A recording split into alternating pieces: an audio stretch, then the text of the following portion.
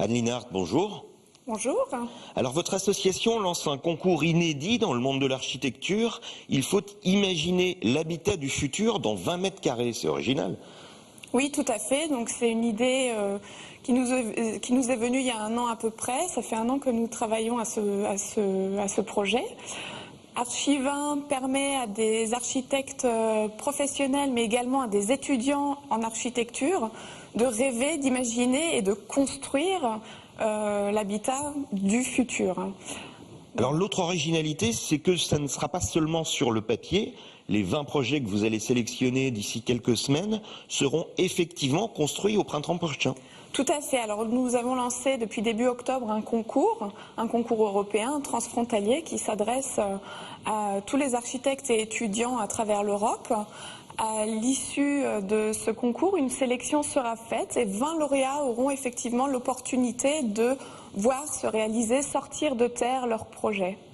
Et alors, il n'y a pas de contrainte à ce concours. Il ne faut pas que ce soit des habitations parfaitement utilisables.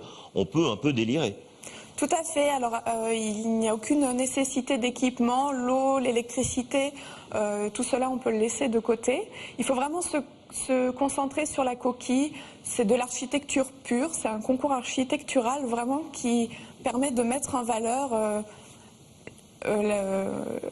la construction pure. Alors, vous vous attendez à quoi? À du farfelu, du visionnaire ou du réaliste?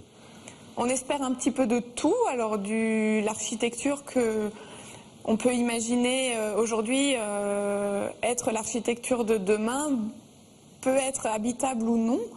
On espère en tout cas que l'imaginaire ira très loin parce que c'est un concours pour lequel le cahier des charges n'est pas très important.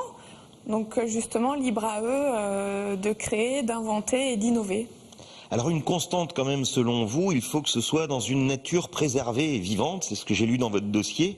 L'architecture de demain, elle sera forcément marquée par le développement durable ? Elle sera marquée par le développement durable, c'est indéniable.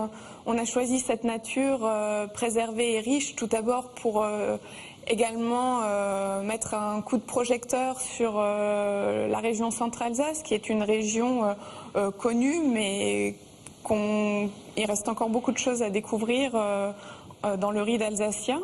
On l'a choisi pour cette richesse et pour l'originalité des contrastes justement qu'on aura avec ces constructions un petit peu farfelues, un petit peu futuristes et imaginaires dans cette nature assez sauvage. Et le grand public pourra aller se promener entre ces différents projets à partir du mois de mai ou juin 2012. Tout à fait. Au 1er juin, Archi20 sera ouvert au grand public. Durant 3 mois et demi, les constructions seront visibles de tous. Nous espérons que les visiteurs seront nombreux. Alors vous êtes un collectif de professionnels réunis autour de valeurs éthiques dans cette association. C'est d'ailleurs le nom du mouvement. C'est une stratégie marketing ou un vrai engagement ou les deux ? Il s'agit d'un réel engagement, c'est un petit peu les deux effectivement, mais je pense que la volonté est de trouver un sens à son travail, de comprendre pourquoi on s'investit tous les matins dans une profession qu'on a choisie. Et Mouvement Éthique répond effectivement à cette demande. Anne Linhart, merci. Merci à vous.